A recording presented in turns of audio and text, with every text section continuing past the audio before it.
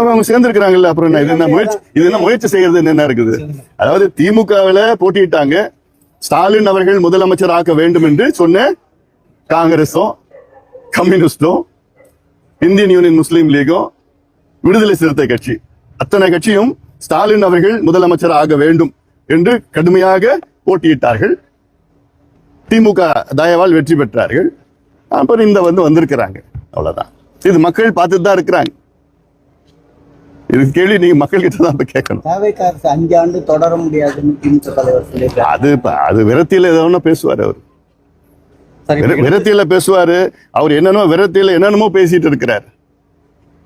அவர் மக்கள் சரியான முடிவு எடுக்கல, இளைஞர்கள் இப்படி எடுக்கல. மக்கள் என்ன முடிவு எடுத்திருக்கிறாங்க, மக்கள் தீர்ப்பை நாம் மதிக்க வேண்டும். அலட்சியப்படுத்தக்கூடாது, உதாசீனப்படுத்தக்கூடாது. அவங்க கட்சிக்குள்ளே சுய பரிசோதனை செஞ்சுட்டு இருக்கிறாங்க, நல்லதுதான். இன்னும் நிறைய செய்யணும்.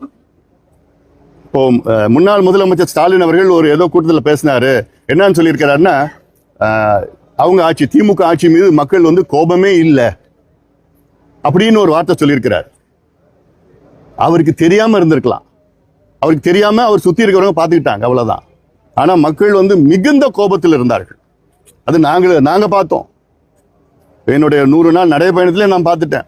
சாதாரண கோபம் கிடையாது. மக்கள் மிகுந்த கோபத்தில் இருந்தார்கள் திமுக ஆட்சியில்.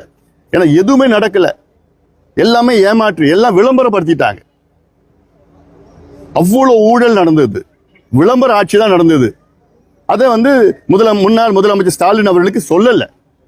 அவர் ஏதோ வந்தாங்க, கூப்பிட்டு படிக்க வச்சாங்க, கூட்டிட்டு போனாங்க அவளை வீட்டுக்கு, அவ்வளவுதான். அவர் உண்மை நிலவரத்தை அவர்கிட்ட சொல்லல. இனியாவது தெரிஞ்சுக்கணும். அவர் சென்னையில ஏன் தோல்வி அடைஞ்சாங்கன்னு இப்போ தெரியும் எல்லாருக்கும். ஒரு நபர் இருக்கிறார், அங்க இருக்கிற முன்னாள் அமைச்சர்.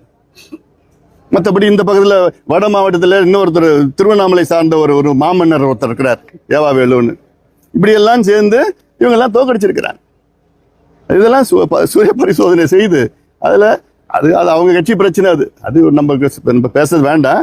ஆனாலும் அவர் இன்னும் நினைச்சிட்டு இருக்கிறார், ஸ்டாலின் அவர்கள் இன்னும் ஏதோ மக்கள் நல்லா தான் இருந்தாங்க, நல்ல கோபம் இல்லை, அதெல்லாம் இல்லைன்னு. அது தவறு. அது சார், இப்போ ஐயுஎம்எல் விசிகெல்லாம் ஆல்ரெடி கூட்டணியில இணைஞ்சு அமைச்சர்கள் பங்கு எடுத்துட்டாங்க.